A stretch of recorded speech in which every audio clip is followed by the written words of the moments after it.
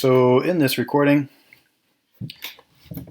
I would like to give two proofs. Two proofs that the gradient is always normal or perpendicular to level curves.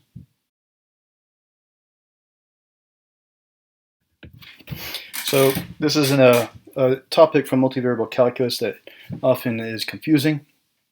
It's confusing because there's a couple different ways you can look at a function. And so by this, what I want to say, and I think this is something that's noteworthy, is if you look at the gradient of a function of two variables, then this is going to be a vector. The gradient of a function of two variables, specifically at a particular x and y, is going to be a vector. And that's going to always be perpendicular to a level curve. So by that I mean is the set of all x's and y's for which the output is equal to some particular constant k. And if you look at that, then although it is a function of two variables, this would be because the output is equal to a constant k, then depending on what constant that is, what you get is a curve in R2. Now this is often confused with this. This is a surface right here. So you don't want to get these two things confused. This is a surface. So a lot of people, it's a common mistake to think that the gradient of this function is normal to the surface. That would be a mistake. And if for no other reason, they're completely incompatible. This is in the world of two-dimensional vectors. This is in the world of this is a surface embedded in the third dimension. And similarly, and what I'm saying really is said to be true at any dimension.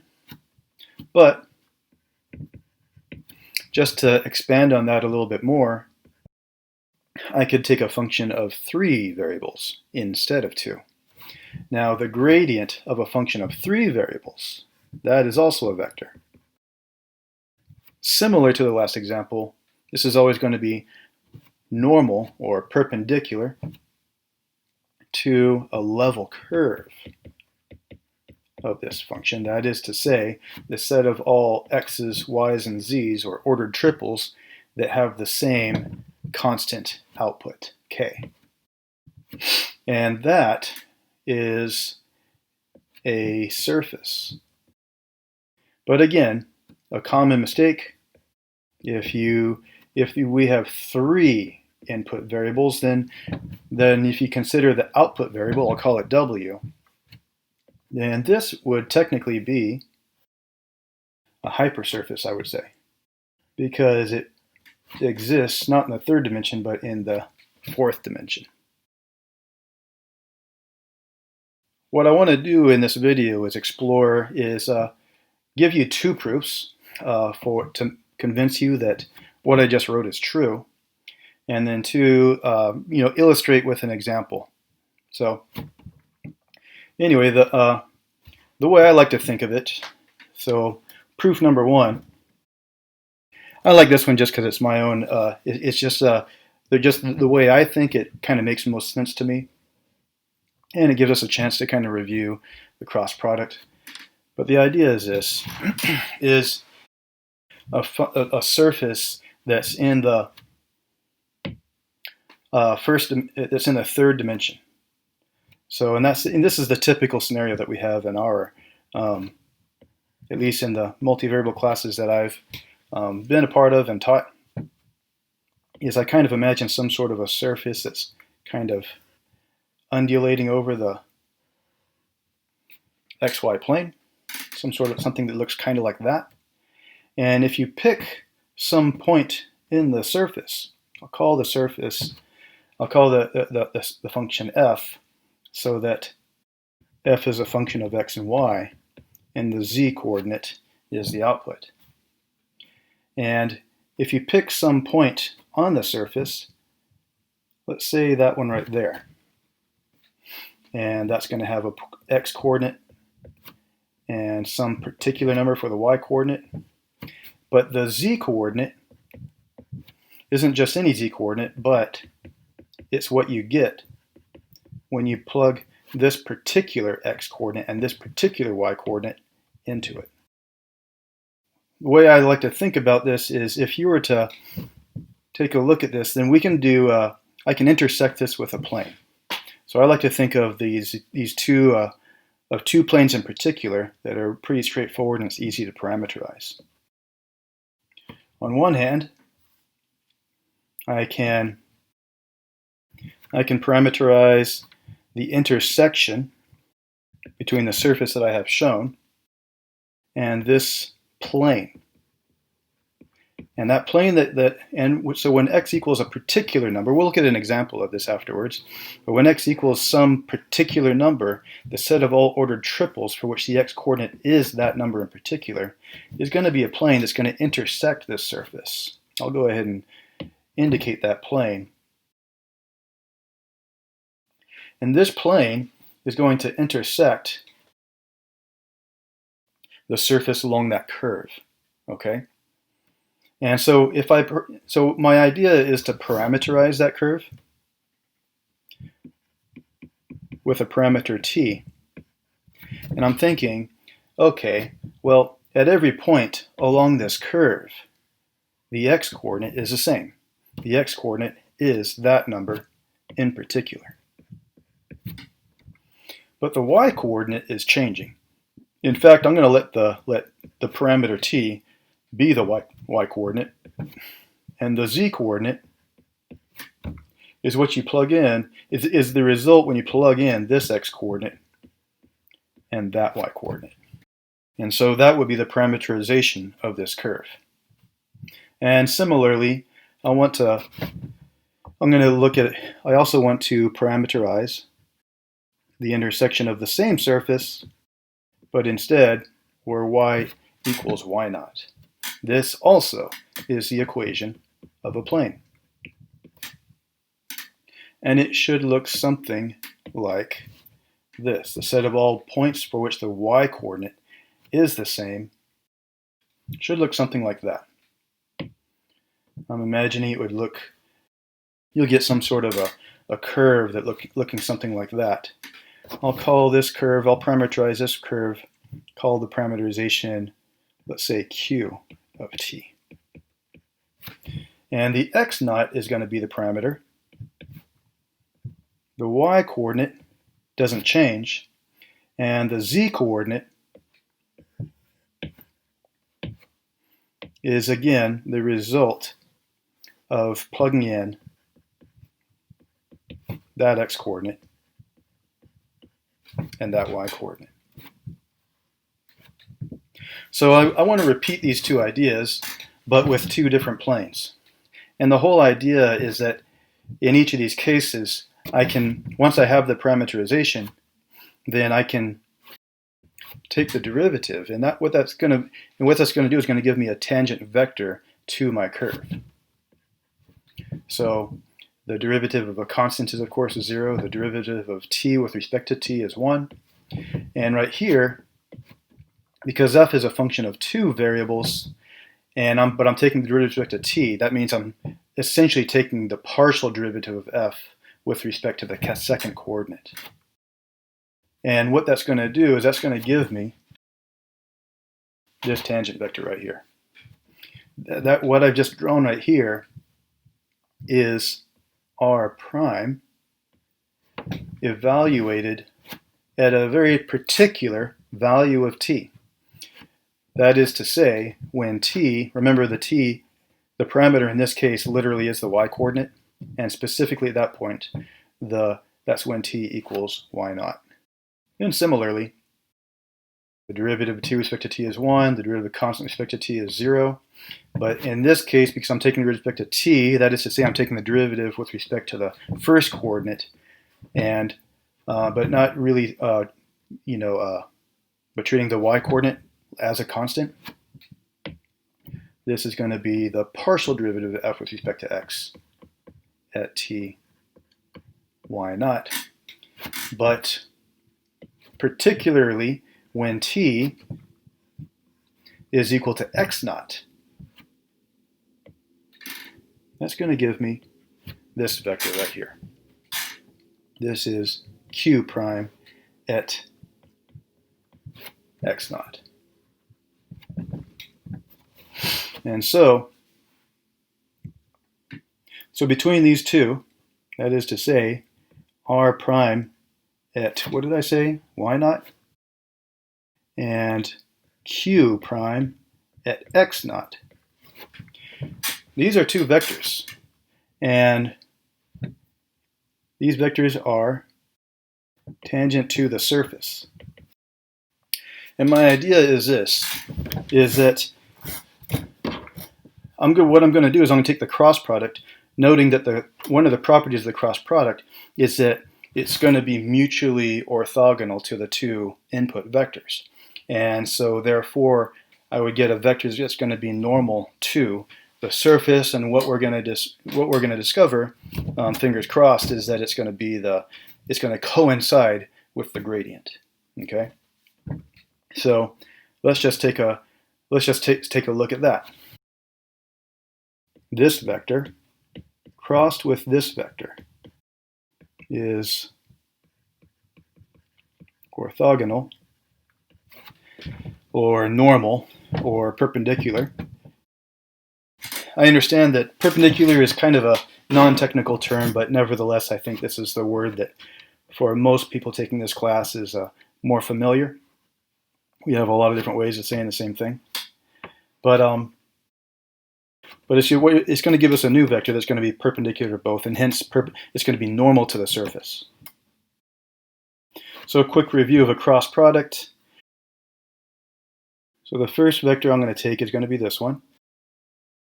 And we're going to cross that. Oh, hold on. Yeah, I need to plug in some numbers, don't I? So this is the case where, but we're plugging in y naught for t, and then plugging in x naught into q prime is going to be this with an x naught in place of the t. And I think the easiest way to remember the formula for the cross product of two vectors is as the determinant of a 3x3 matrix 0, 1. I'm going to just say Fy for short, but when I write this, I mean the partial derivative evaluated at that point. And we get 1, 0, and again, when I write Fx, what I mean is Fx evaluated at this point in particular. And if you expand along the first row, and that is to say, cross out the first row and the first column, and we're going to take the determinant of this 2x2. Next, we're going to take the opposite of the determinant. We're expanding by minors. But yeah, just pick whatever your favorite formula is for doing this. But if we cross out that first row and that second column, what we're left with is these 4 entries. So 0, 1, Fy, Fx. And last but not least, ignoring the first row and the last column, the determinant of this. And it's worth memorizing the determinant of a 2x2. That's this product minus that product. In the first case, we have Fx minus 0. In the second case, I have the opposite of 0 minus Fy. Well, negative Fy, double negative Fy, it's partial derivative with respect to y. And over here, we have 0, -1. So now what I want to say is this, is I get a vector, and what I want to say is that this is going to be normal to this surface, okay? And now to connect this to the gradient, the way the final step I need to do to connect this is I have to regard this as a level curve, okay? So this green surface, what I've drawn in green, this function f, we're gonna consider this to be a surface. And the way we do that, this is a classic trick.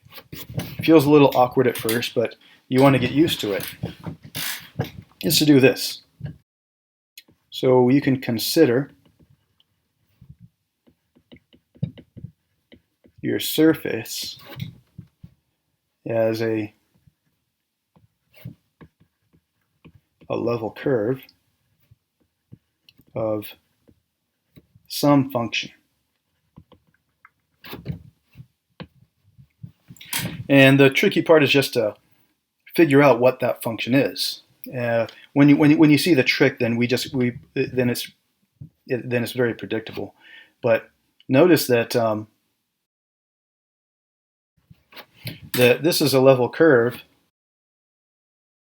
when k equals 0.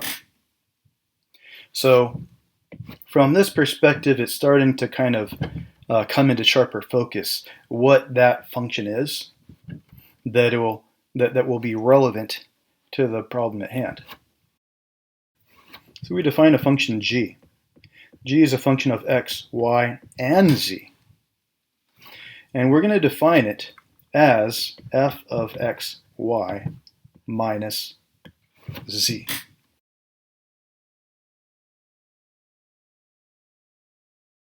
So what I've done is I've defined this so that the level curve of g is equivalent to the surface. What I'm looking at is a surface, and I found something that is normal to it, and that is right here. In fact, maybe I should go ahead and include one more picture. So what we have now is a couple of these curves, and we've computed the tangents to these, and what we're seeing is that we're getting this cross product, which is what I'm trying to indicate. So the cross product that we just computed is going to be this vector, or perhaps it could be pointing straight down, but in either case, depending on the order in which we calculate this cross product, a property of cross products that you might recall from previous classes is that if I reverse the order of these, you essentially get the same thing just with a negative in front. So it's just pointing in the opposite direction. And so what we're going to do is now what we've done is we've defined a function of 3 variables for which the level curve of it coincides with this surface. Next we're going to take the gradient of my function of 3 variables, and I'm hoping that it's going to look just like that. So now the gradient of g, that is to say, the partial of g with respect to x, the partial of g with respect to y, and the partial of g with respect to z, is equal to, and I'm looking up here as I write, that's the partial with respect to g, meaning we're going to treat y and z as constants. So that means z is a constant, y is a constant. We're taking the partial derivative of f with respect to x. Since z is a constant, z goes away. Similarly, we'll take the partial derivative with respect to y, but when I do that, I'm going to be treating x and z like constants. Regarding x and z as constants, again, this is a constant, but the partial derivative with respect to y again regarding x as a constant, would be fy minus 0. And then last but not least, the partial derivative of g with respect to z. That is, I'm going to treat x and y as constants. That means that this whole thing is a constant. You plug two constants into a function, what you get is a constant. This is the only thing that's changing, and the partial derivative with respect to z is going to be -1. And that's the same thing as what we got up above.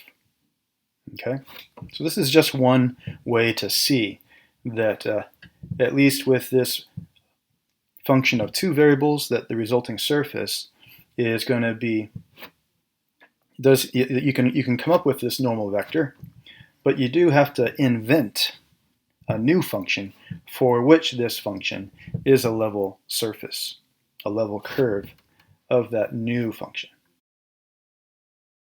So the gradient of g, it turns out, was equal to the cross product of these two tangent vectors.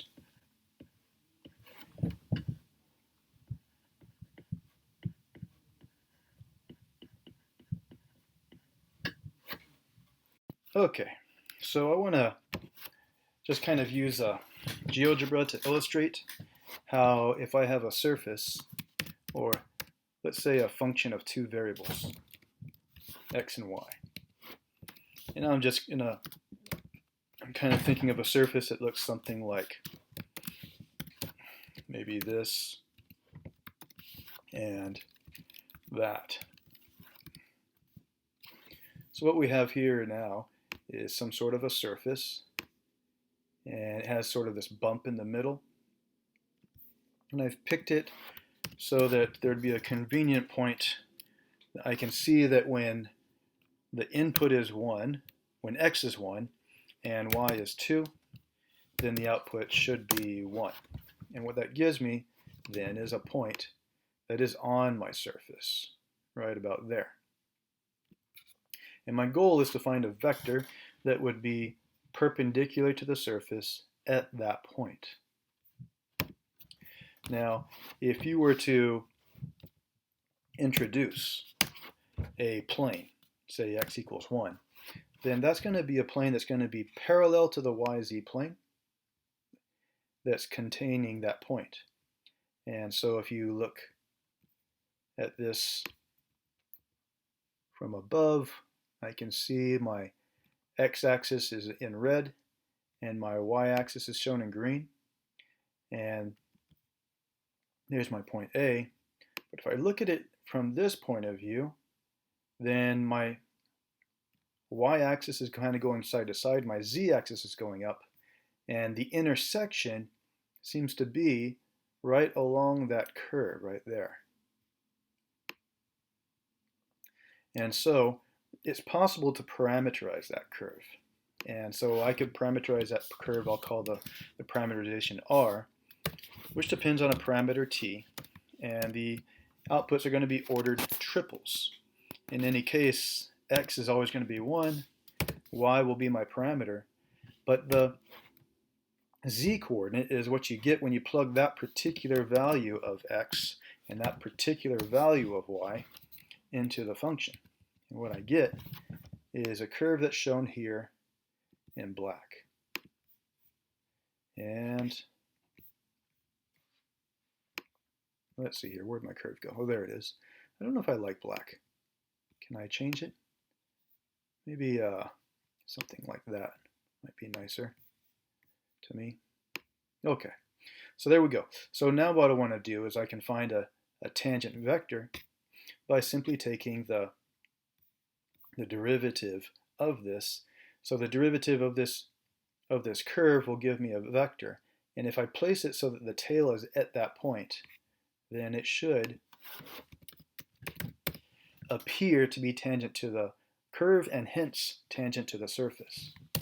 So I'm going to draw a vector where the tail of that vector is at A, but the head of that vector is going to be over here at R prime.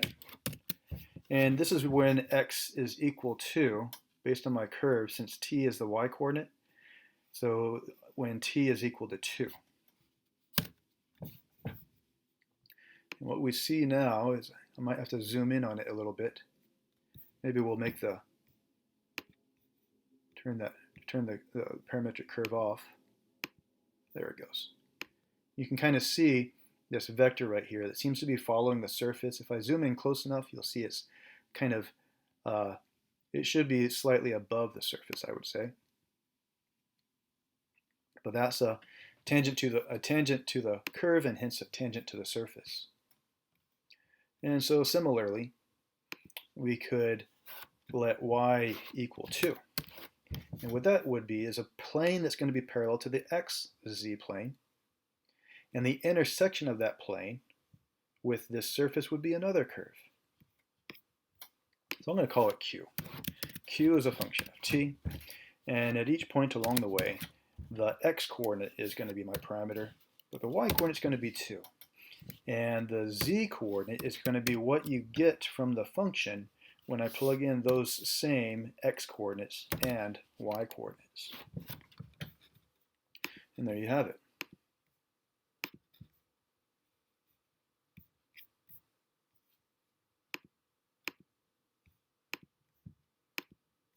All right.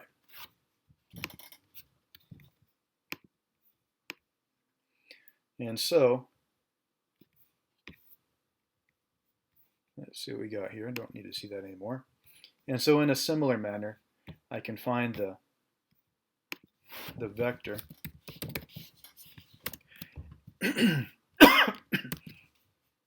same vector A, but now the head of this vector is now going to be at the derivative of my, not r but q. I have a new curve which I'm calling q. And the derivative based on q is when x, the parameter is basically the x-coordinate. So I'm interested in when t is equal to 1. And what you see now is a curve. It's probably easier to see from below, but a curve that seems to be following this one.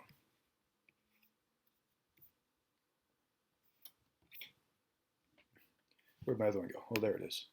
Oh, I see what happened. I must have changed the color.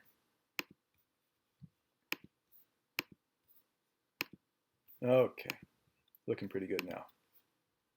So now I have these two tangent vectors. Maybe to just make it a little more visible, there you have it. Two vectors pointing in different directions. And these vectors are both going to be tangent to the surface. There's my surface. And so we're going to call those two vectors u and v. And so the cross product of u and v,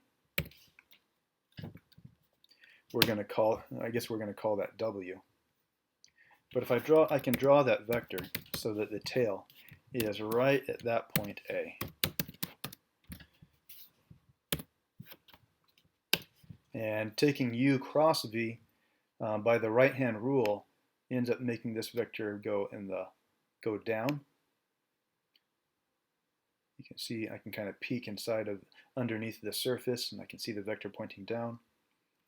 But if I take the opposite of that, then I can have this same vector going let's say w is equal to, let's see, how about v cross u. Notice when I change the order, it's essentially the same vector. It has the same magnitude. It's just pointing in the opposite direction.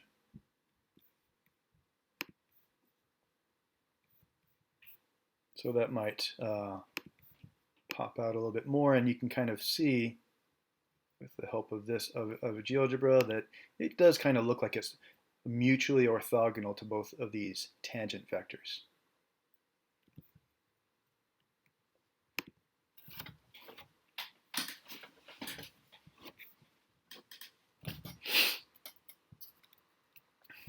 And so this can be used to illustrate that. So now what we can do is now treat this surface as a level curve of a new function, and then note that the gradient is also this same vector.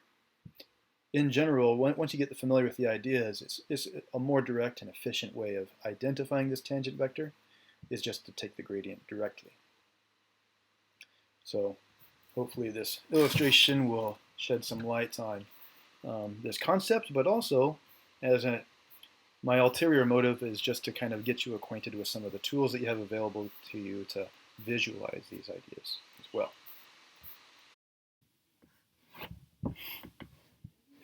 This is more general. So some of you will prefer to just to see the more general proof.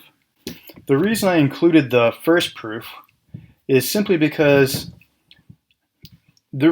although this one is less general, it is a little more limiting. But what I like about this one is I feel like there's a little bit of intuition.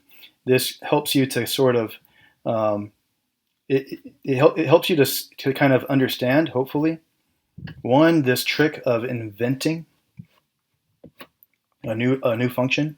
My second proof is not going to really describe this invention. And two, I have a very clear picture in mind that's based on what I know about cross products. And so that's what I like about this proof. And that's why I think it's worth taking the time to at least, see the proof and to think about it. But a more general proof has an obvious advantage of just simply being more general. It's also more direct, but it's using the chain rule. Now the chain rule in multivariable calculus is quite a bit more. It's not exactly the same as what you might be familiar with from a prerequisite calculus class. But the chain rule is going like this. So the idea is if you have a function of several variables, and I'm going to go ahead and write this out as if this was a function of 3 variables. But it doesn't have to be 3 variables. The argument I'm going to present is general enough that it should work for a function of a dozen variables, if you like. So let's say I have a function, right? And maybe this is a function of 3 variables, and it's a real valued function. R is going to be a function of a single variable mapping into the 3rd dimension. So on one hand, the graph of this is going to be a curve in the 3rd dimension. This is an easy thing to visualize. In the back of my mind, I'm imagining some sort of a roller coaster, sort of winding through space. But this one's a little more difficult. I'm not even able to visualize this one, but simply because the graph of this function would require me to be able to wrap my mind around a total of 1, 2, 3, and 4 variables. But I'm purposely choosing an example that you can't visualize because the argument is just independent of your ability to draw the picture, and that's what makes it more general. So I want to choose this curve R, this roller coaster, so to speak, so that it's always on a level curve of f. Now, a level curve of f, by the way, is, although the surface itself is in R4, the level curve of f is in R3. So this is going to be a surface in R3. And so now what you can imagine is, in my mind's eye, I'm imagining now this undulating sheet in the 3rd dimension. And that's going to be, but that's this undulating sheet is a surface. And on that surface is a path or a curve. So R is this curve, but it's not just any curve. This is a curve that is consistently stays on that surface. So f of x, y, z equaling k includes r of t, which r of t, let's just say it has some x coordinate in terms of t, some y coordinate is a function of t, and some z coordinate is a function of t. And so all that really means is that each of these x, y, and z coordinates are numbers that you can plug in here, here, and here to get k. That's what it means to be on its graph. So f of x as a function of t, y as a function of t, and z as a function of t is equal to k. Now this is where the chain rule is suddenly relevant. I want to take, although technically f is a function of 3 variables, when I compose it with the curve, indirectly it's essentially a function of a single variable. After I compose these two functions, I have a function of a single variable. And when you use the chain rule in this class, you have this tree diagram that's indicating the dependence. Like f itself, f all by itself depends on 3 coordinates, which we label x, y, and z. But each of these 3 coordinates depends on t. And as you look at this chart, you can see that there's actually 3 different paths leading to t. And so therefore, by the chain rule, the derivative of the left-hand side of this equation is actually going to be the sum of these 3 paths. And each path is going to be represented by a product of this partial derivative and this derivative. I'll show you what I mean. So the derivative of the left-hand side would be the partial derivative of f with respect to x multiplied by dx dt. Plus, so that's my first path to t. The second path to t is going to be the partial derivative of f with respect to y times dy dt. And last but not least, the third path to t takes 2 steps. It's the partial derivative of f with respect to z times dz dt. And what I have written here is the derivative of the left-hand side of the equation using the chain rule, which is equal to the derivative of the right-hand side of the equation, again using the chain rule. I take it back, not using the chain rule. The derivative of a constant is 0. And at this point we can see that as a sum of products,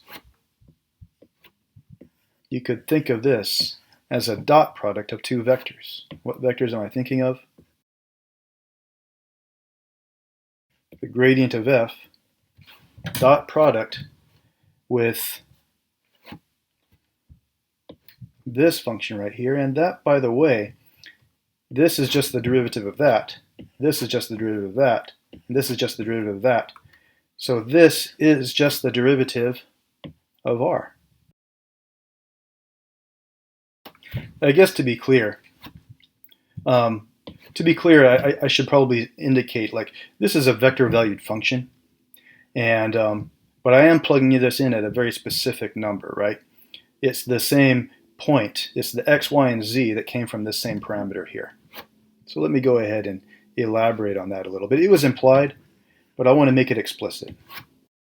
So based on this parameter t, the output of this function will give you an x, y, and z coordinate, and that's the point we're interested in. And since these two vectors, since the dot product of these two vectors are equal to 0, that means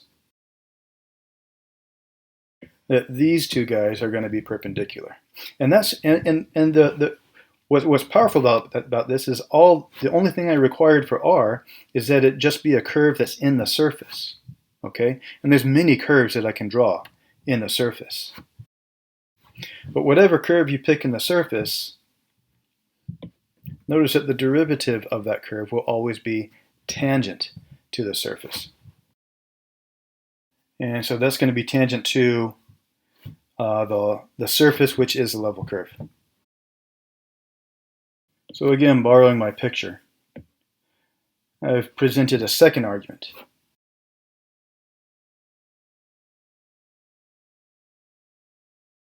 So what I have here is a surface, and I didn't want to label it with f, because in the context of this proof, I'm regarding f as a function of 3 variables, but this level curve of f is what you see right here. So this is what you see right here is the set of all points for which f of x, y, z is equal to some constant k. And so what we have here is now I can pick any curve that's in the surface. And it doesn't have to be following a particular path. Like if I might be coming around like this, and then passing through, and then going like that. This might be my curve. And I'm implying that all these points are in the surface. They're on that sheet. But what we've just shown is that this is always, what this is going to give me is this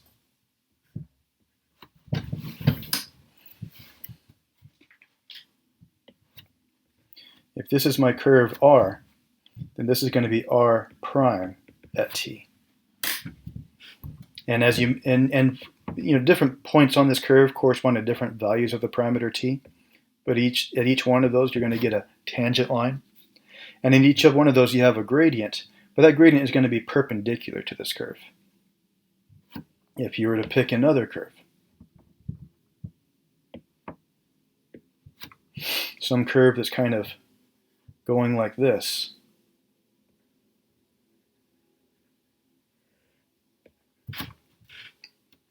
well, on that curve, this would be my other curve, Q.